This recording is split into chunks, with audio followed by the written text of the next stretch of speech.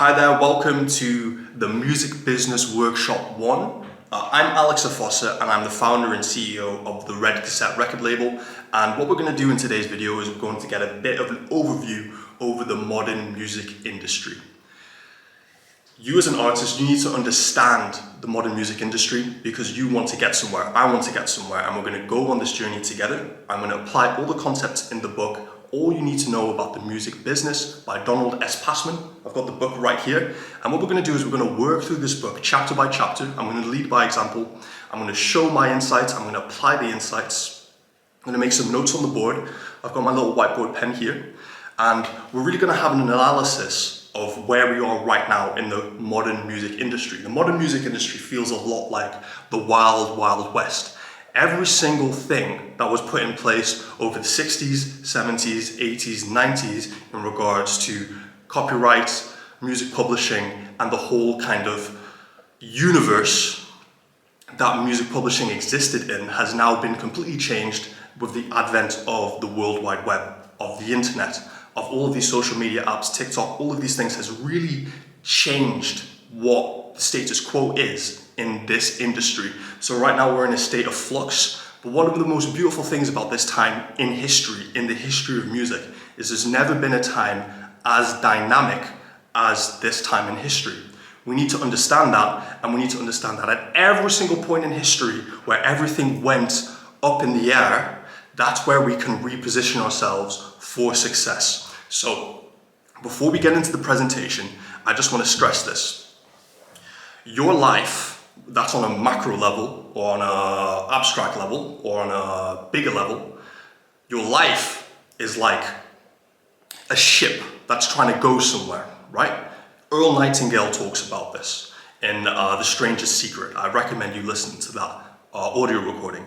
But he says that life is like a ship, and your music business and your music career as an artist is like a ship, and you need to be the captain of your ship. So if we are to be the captains of our ship, of our business, of our life, and we want to go somewhere with our life or with our business, we need to know where we are right now. If I want to go to Canada, the route I'm going to have to take to go to Canada is going to be different depending on where I am. If I'm in Italy, it's going to be a different route to if I'm in Hawaii, or if I'm in Alaska, or it changes. So we need to understand where the music industry is right now to see where we can position ourselves to get to where we want to be. So without any further ado, let's get into the PowerPoint. I've got it over here, so that's why I'm looking over here. I'm going to take some notes, kind of explain things that might be a little bit difficult for you guys, and make sure you grab yourself a note-taking device, because this is a lot of information, and the first step to application is writing something down. If you can write it down, that means that you can follow through with it. So let's go. Currently, we are in one of the most dynamic and confusing times in the entire history of the music business. A lot of the old laws have become outdated, yet they are still enforced, and the music industry is a lot like the Wild Wild West. All the rules have went out of the window. So we're going to walk through this book, All You Need to Know About the Music Business by Don Passman, and I recommend you buy this book. Of course, I'm kind of promoting this book. I'm not affiliated with Don Passman, but this book has everything you need. You know, music artists have been ripped off by record labels. Well, that's the whole, what would you call it? That's the whole shtick, you know what I mean? So let's change the shtick, and let's become the shtick. Okay, so I'm going to start writing some stuff on the board now, guys, so listen closely, okay? So right now, the dominant ways of listening to music, right? So let me write that on the board. Can you see this? Okay, let me zoom in. Guys, this is my first time doing this, okay? Bear with me, okay? So this is how people listen to music, okay? So we've got... Can you see that? No, you can't see it, no. Fuck. Right, I think we're going to be better off doing shapes because it's not working. So we've got, let's just do S, A, Apple Music and YouTube. Those are the real ways of listening to music, right? Spotify. Bro, am I gonna have to learn how to write backwards? Because this is crazy. You know what? Guys, adapt and overcome, right? Adapt and overcome. Let's just keep it simple. Right. So the dominant ways of listening to music right now are YouTube, Apple Music, and Spotify. That's how people stream their music, right? And of course, we also have TikTok and things, but that's not really streaming. That's just kind of promotion. So that's the current kind of paradigm that we're in. There is now artificial intelligence on the rise that can potentially impact the music industry in the future, so we have to take that into consideration. You know, maybe publishing is really interesting at the moment because, you know, maybe if you don't get your stuff published and copyrighted and all of these different things around all of these different avenues and stuff, really getting it licensed on places like BMI, ASCAP, PRS for music, if you're in the UK. If you don't really delve into that, then your music is basically liable to just get thrown into an AI and then cloned. So we've got to get on this because we don't know when this is going to happen. It could happen in the next few years, guys. So come on. TikTok is a massive promotional tool that spreads sound bites like wildfire, right? So that's what I've noticed. So what I've noticed with TikTok is there will always be a little song. I don't really use TikTok because I value my mind, but you know, they're kind of like ringtones back in the day. Well, obviously I didn't really have ringtones because I'm a 2001 kid, you know what I mean? So, yeah, they're a little bit like jingles, you know what I mean? Like you can hear these songs all the time, but you won't know who the artist is, which is really shit if you're an artist, you know what I mean? So we need to take that into consideration as well with TikTok. Conjecture around metaverse, cryptocurrency, NFTs, you know, cryptocurrency, Bitcoin, all these things. I think Bitcoin is what? Like 32K or something like right now. I've just pulled that number out the ether. But NFTs, you know, we haven't heard much about that recently. At least I haven't. Non-fungible tokens, metaverse. Metaverse. I don't know how that's really going to play out. I think that's more of a long-term strategy. Maybe in the next 50 years, that's going to really become a big thing. Augmented reality. You know what I mean? When people can't conquer this reality, we're just going to create an artificial one where we have pleasure and all that stuff. But I'm not going to take part in that because that's not me. That's not me. Okay. And this is the modern landscape we have to navigate at this point in time, right? So I've set the stage for you guys. I've set the stage. So a little bit of history on the music industry, right? A little bit of history. So the music industry got axed by piracy. So, yeah, literally in 1999, when the internet started really getting into a big place and stuff started really happening. Basically, the music industry just got completely broken open, just split in half, just violated because of illegal downloads of music and LimeWire. Remember to edit that in, otherwise I'm going to look weird. LimeWire, right? LimeWire and illegal downloads and all these different types of things, right? So before you would have to pay to download these things, and also, you know, people still buy things on Apple. Is it iTunes? iTunes, sorry. Do people still use iTunes? iTunes, when people would buy stuff, people would have, basically before, you would have to buy a CD or a cassette or some type of vinyl or something, a physical thing to listen to music, right, back in the day. But then when the internet came, people would just listen to music on the internet. And then they were like, oh, well, how are we going to monetize this? And then people would just download in the thing. People would just download the video and then just have their MP3 player just walk around with free music. Now that completely destroyed the music industry, literally completely destroyed it. Music revenues plummeted, guys, from their high of $14.6 billion in 1999 to half of that at the turn of the millennia, at 2000s, 2001, 2002. It literally went to half of that. Imagine an industry going from 14.6 billion to 7.3 billion in a year. That is absolutely outrageous. And you can see how the music industry really struggled over the past 15, 20 years. Really struggled. And it stayed stagnant and actually steadily declined from that low of $7.3 billion and actually kept going lower and lower and lower every single year for 16 years. So music almost seemed like the whole industry collapsed in on itself. It was absolutely outrageous. And that's how, even back, even 30, 40 years, there was this whole stereotype about the starving artist. Now in the music industry, it's literally completely broken. It's completely broken for 16 years. But in 2016, something changed. So since streaming came around, so streaming on SAY, Spotify, Apple Music, YouTube Music. Since streaming came around, now the industry has hit a high of $15.9 billion in 2022. So there was a recuperation with all these different streaming services and their kind of monthly subscriptions, the Apple Music subscription, the Spotify subscription, the YouTube Music subscription, which is kind of more recent. And the industry hits a high of 15.9 billion and growing. However, this change, this radical change, this dynamic change in the status quo has now made all of the old legislation murky water and not as clear as it used to be. So what do I mean by legislation? Right, so this is an extremely important point that I need you to really sink into your head, right? The way that music publishing, from what I understand, and I'm still learning this, but something that I learned, right?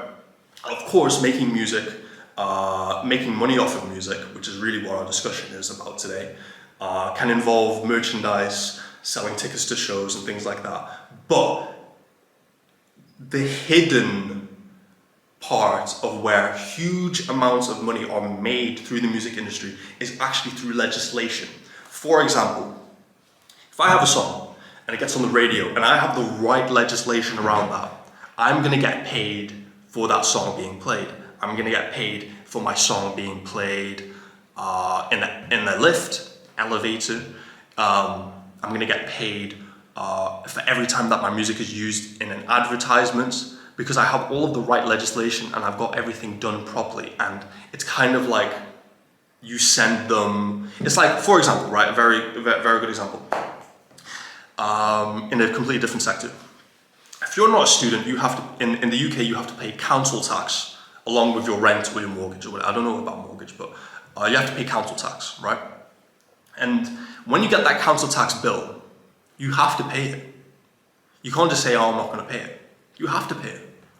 Because if you don't pay, then we go through the legal route and we go through suing. Well, not suing, but we go through loads of different things. It goes to court, and then the court fees stack up, and then you go to the HM tribunal. And guys, I've been through the ringer with this one. Okay, take it from me. Right, you have to pay it because we're going through legislation.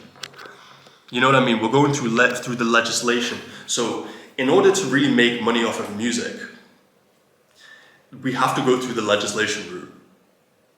And I know that sounds mad, right? And I know that doesn't sound fun because we're creative people. But at the end of the day, we also have to put food on the table, and we actually also have to be able to create sustainable income off of our art, because our art is, I was gonna say the word precious, it's more than precious, it's us. It's literally us, it's us. So we need to put every single system in place to make sure that our art is actually in the right positioning to generate what we need it to make with the least effort and getting all the legal stuff in the way. Now, since the industry changed so radically over the past 22, 24, 25 or so years, basically 25 years, the whole music industry has been turned upside down. All of the old legislation was actually put in place in the 70s and 80s. And before that, in terms of music legislation. So it's kind of like we have to balance both approaches, because right now it doesn't really look like the legislation is going to change, because it's murky waters, as I said, and we need to get ahead of the curve. That's what we need to do, because we're a new generation of artists. We need to get ahead of the curve and make sure that we're playing both sides of the game, the old game and the new game, and combining them together. In the 18th, so now a little bit of history about how money was generated, how the music business worked from the beginning all the way up until now. So you get a little bit of an understanding of where things were placed and how people position things. So in the 1890s, that was a long time ago, 1890s, music was monetized by selling items. So let's say you had a really amazing song. The music was monetized by selling items with the song. So that would be wax cylinders. I don't really know what that is, but whatever. Piano rolls. I'm guessing that's sheet music. CDs. I know what a CD is. Merchandise. We still do this, so you would sell merchandise, so maybe like I was going to say hoodie, but in the 1890s they didn't have hoodies. They probably had like what? Tunics, jackets, cassettes, right, cassette, and instruments, trombones, things like that. So you would basically have this music, and then this music would be a way of selling items alongside it. So basically basic merchandising. Now today, where all of the business really is generated is not primarily on physical goods, but we can still include these, but rather on Spotify, Apple Music, TikTok, Amazon Music, YouTube. Say, Spotify, Apple, YouTube Music. Now with streaming, we can only listen to one song at one time. Only one song. You can't listen to two songs at once on the streaming platform. Maybe you can on YouTube, you have different tabs open, but typically when you listen to a song, you're gonna listen to one at one time, okay? Unless you've got two brains or two sets of ears. So we can only listen to one song at a time. And that sounds like, okay, Alex, you're just saying this because of course you can only listen to one song, but it matters. There's a reason why this matters. Since money is made off of streams, right? So of course it's a very small, it's like 0.0000, I don't know the exact number. But since money is generated off of streams and you can't listen to more than one song at a time, stay with me, this means that whenever you're listening to an artist, so let's say I listen to, I have to be careful with my choice here. Akon. Who doesn't like Akon, right? If you don't like Akon, you're racist. I always find a way to fuck it up. Anyway, this means that whenever you're listening to an artist, it also means you are not listening to all the other artists you could be listening to on the platform. I just want that to sink in, right? I want that to sink in. If I'm listening to Akon, I'm not listening to Kanye or Drake or Bonnie Mitchell or R. Kelly or anyone. You know what I mean? I'm not listening to any of these other guys. So that means that if your fans are listening to another artist's song, because guys, this is relevant to you because you make music, right? If your fans are listening to someone else's song, it means they're not listening to you, and that means that the money that fan could be giving you is getting given to someone else, and we don't want that. We don't want that. We don't want that. So we really need to become aware of how this whole industry is working. You know what I mean? We need to become aware of where we are standing right now in the music industry and how everything is changing. And it sounds like people have been going on about streaming and all this stuff for so long, but it's because, and it seems like it's been going on for so long, but for an entire industry, 4 years, 5 years, we've been talking about streaming for about 6 years, 7 years. That's not a long time. It's not a long time. It's not a long time, and it takes time for artists to maneuver because it takes time to create good art. With Red Cassette El Drago, my album, which is insane and you need to go listen to right now, I don't think it's out yet. Stay tuned. Stay tuned, because it's amazing. It's taken me 4 years to make. What was I talking about? Sorry, the trauma from making that album just came up. Amazing grace, how sweet the sound. My mind just went so blank.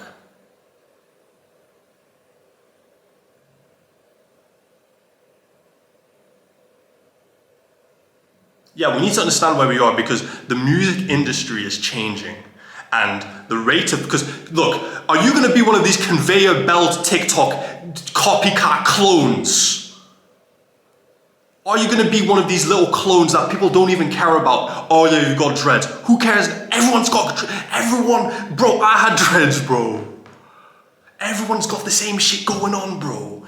It takes time for why do you think there's only like 20 artists in the top 10? Because there's only 20 out of these people who are actually studying this shit and actually are good and bringing something new. The Weeknd, Frank Ocean, Pharrell, Stevie Wonder, all these guys, they bring something new. They're not just copycats, bro. Are you gonna be a copycat? You're gonna be a conveyor belt, convenience item. You're never gonna get anywhere, man.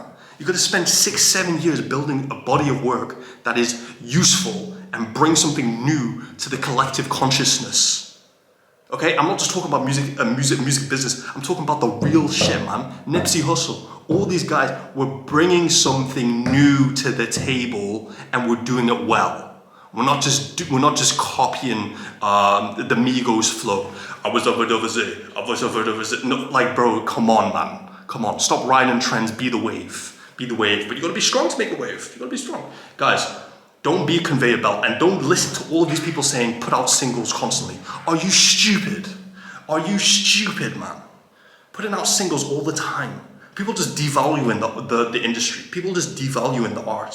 Just putting out same old, same old, same old. Do you have a message, bro? Do you have a message for the world? If you got your message down, this is why Red Cassette is here, right? That's what differentiates us from all of these other people. Like, I'm just calling you guys out. Burstomo, Adam Ivy, Damian Keys. You guys don't know anything. You literally don't know anything. You don't know anything about what it is to really be an artist. If you want to check my portfolio and check their portfolio, and see who knows what they're fucking talking about. See who knows. Guys, thank you so much for tuning into this video. The first workshop, we're gonna be giving so much value. We give too much value. I think I'm giving too much value. Guys, you can do this. We're gonna do this together, and I'm gonna show you how to do it. Have a great day. Have a wonderful Saturday. Goodbye.